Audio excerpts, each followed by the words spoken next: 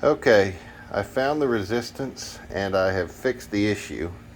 As you can see, the battery has plenty of voltage. I just ran it, so it's dropping off from, it was at 13 volts when I turned it off.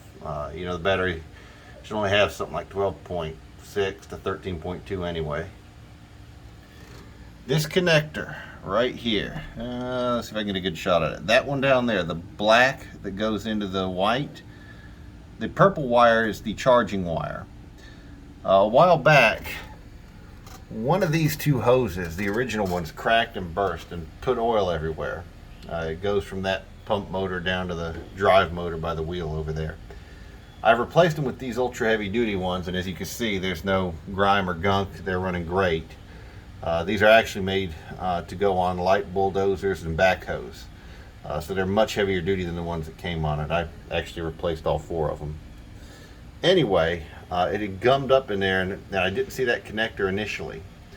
I wasn't paying attention, I guess. But I cleaned it out, reconnected it, and she works great now. I'm going to try to start this again with one hand, and we'll show you. Well, it helps to have the key. Oh, there's the key.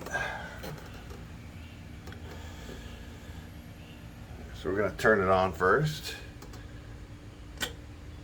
Power's on. And now I'm going to have to try to start this. This is going to be fun.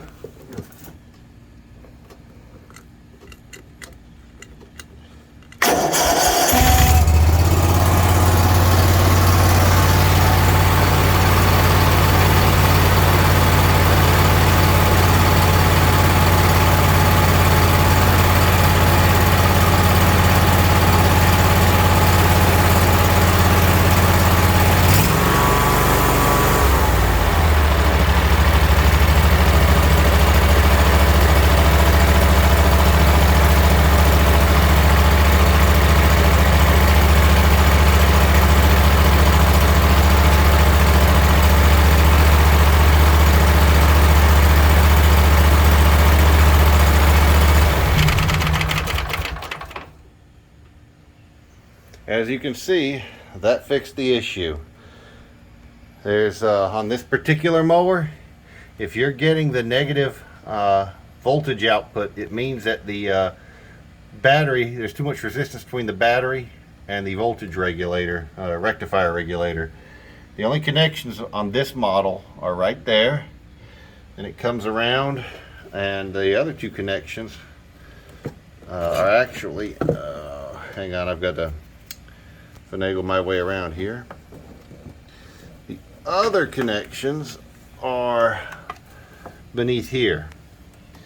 The purple wire comes out, I thought it was red, but it's actually purple, comes out of the rectifier regulator and goes to a 20 amp fuse, and then it goes from there over to the ignition on the outside. And the big red wire coming out of there is the one that goes to the battery. It does go through that 20 amp fuse there. I don't know why it's fused on both sides of the switch, but whatever, they had a need for it.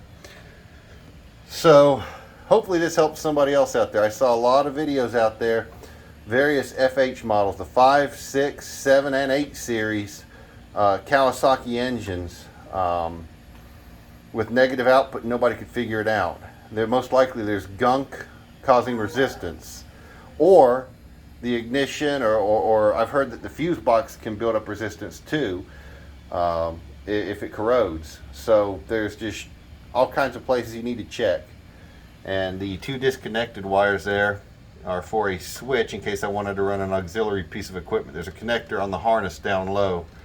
I guess if you wanted to hook up lights or a blower for a bagger or something, I don't know. Everybody have a good one.